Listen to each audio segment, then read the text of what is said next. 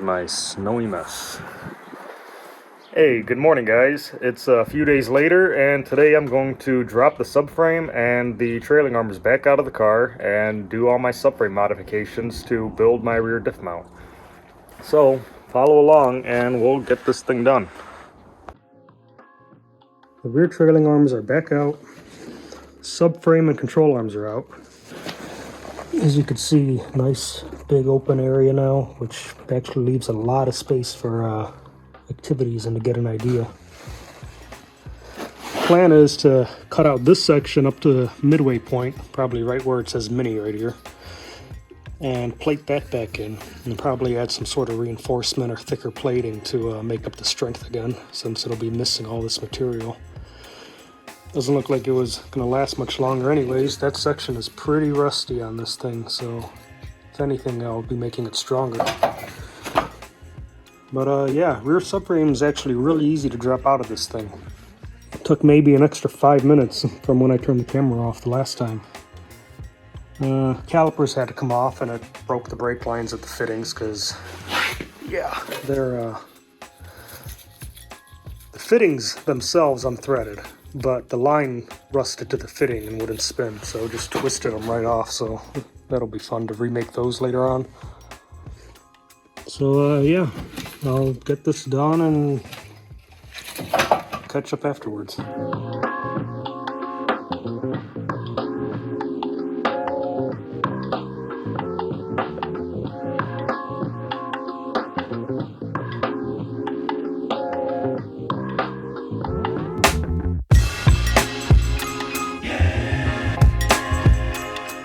I have the vague shape of my notch cut out.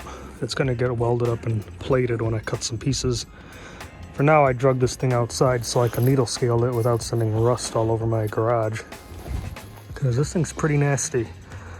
And I'd like it to be all nice and cleaned up and painted for when I put it back in. I'll probably also weld up all these seams, because this thing's just kind of stitch welded in a few spots. So yeah.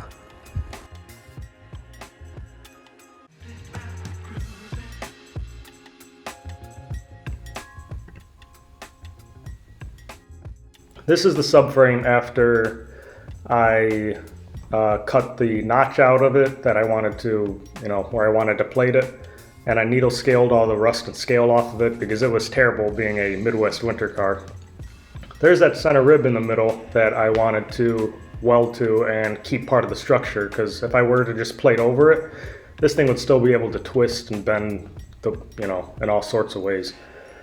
So I used an 1/8 inch stainless plate on the inside and weld to that rib first, so that it still keeps it part of the structure.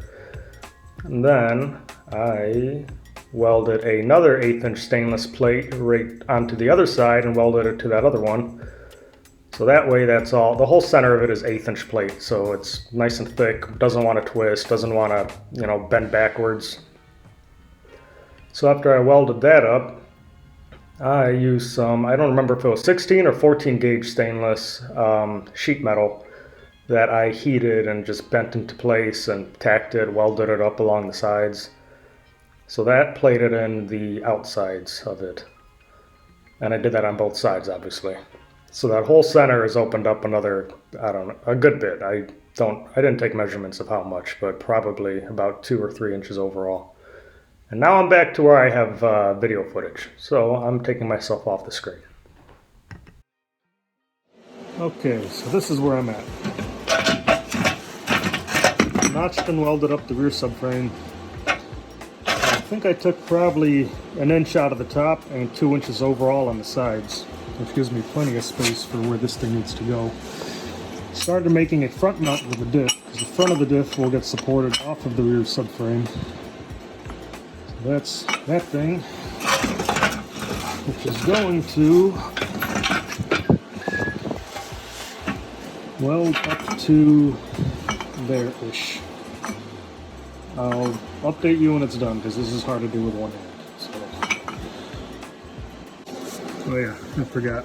The rear of the diff, I have this bracket, which will mount onto there. And then I'm going to go from a rear frame rail in the car to the other side. Probably add a little more metal inside, just like a sandwich plate or something, because this is not that thick. But rear of the diff will have its own rear cross rail. Alright, so sorry about the noise. I have my heater going in the background, and the welder's still on. So I have that welded up. I wanted a little bit of an angle for to match the pinion angle that I wanted. Hopefully help out, because it did need to go down in the front a little. So that's all welded up. I have some thinner diameter square tube that I'm going to build like a truss support out of, just to give this a little bit more strength and, you know, triangulation. And I welded up these factory holes because there were just two giant holes there, which could be a potential start for a crack. So yeah, just gonna weld these brackets in after I test fit the diff one more time, and subframe will be ready to get painted and back in the car.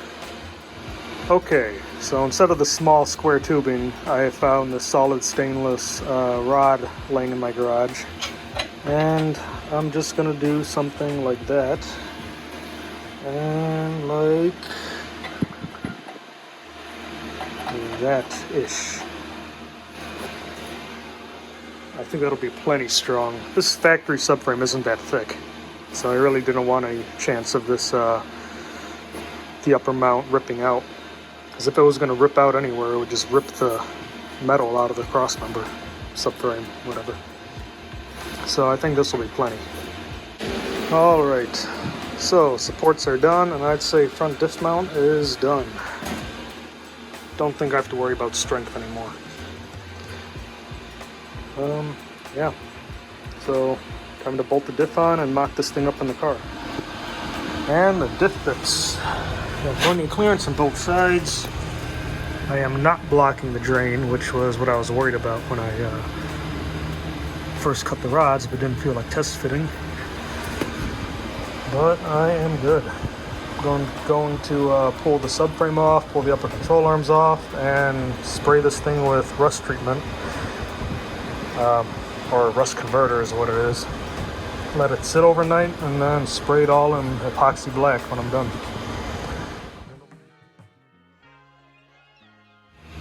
Alright, test fit with subframe and rear diff is perfect actually. Looks like it's lined up exactly where I wanted it to be. Pinion angle is, the front could come down a little bit, but I could just add a spacer to the front mount. Just put some shims or something in the front and keep the back up high. So I cut this piece of square tube, which is going to, I gotta chop some of these studs off the bottom of the trunk. I don't need these. I don't even know what they're for. Like, that clearly was not used. So, the tube will go somewhere along here. Then I'm gonna build some brackets up here that'll bolt through here and have a thicker piece of flat stock go inside and sandwich that whole rail. Might even clean all this undercoating off and box that in a little more and get some actual stiff, some thick metal in there. But for now, the diff is in. It's at the height I need it, and I got plenty of clearance where I need it. And I can still get to the upper bolts to drop the diff while the subframe's in the car. Pretty happy with that.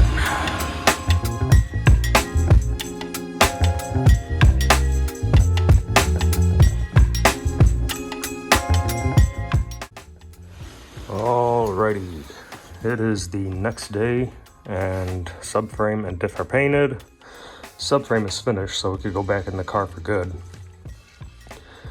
I completely forgot I wanted to get some beefier new sway bar links instead of these 100,000 mile ones. They seem to be in good condition, but they are pencils. So diff will go in, and I will finish the rear mount once it's in. There's something like that. So I'm gonna have to cut side rail pieces to go up to the subframe and weld those up, but I didn't mean subframe, I meant frame rails in the car. But everything should be, I should have that finished today, so. And then I can put the trailing arms up and take measurements from my axles so I could get those ordered, because they're probably gonna take probably a month or two to get in. Wow. Yeah, it's cold in here. You could see my breath going right across the camera. Working in the Midwest is fun. So yeah.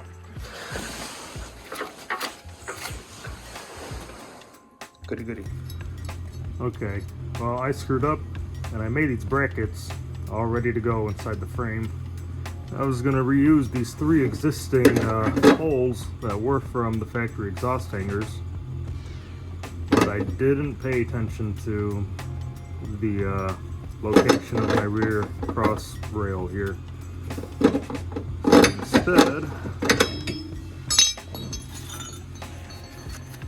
I made these, which are the same idea, except I'll use 2 of the holes and then drill a 3rd one right up in front. So it'll clamp more of this metal, and then I could actually get a 3rd bolt in there.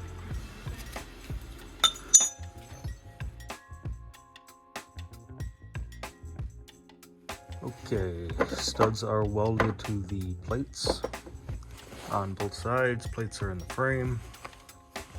Now I just have to bolt these on and finish making the rear mount, and then diff will be in for good. And then I could put the trailing arms back on and measure for my axle length and get those ordered, so I could finish up everything else while those are getting built.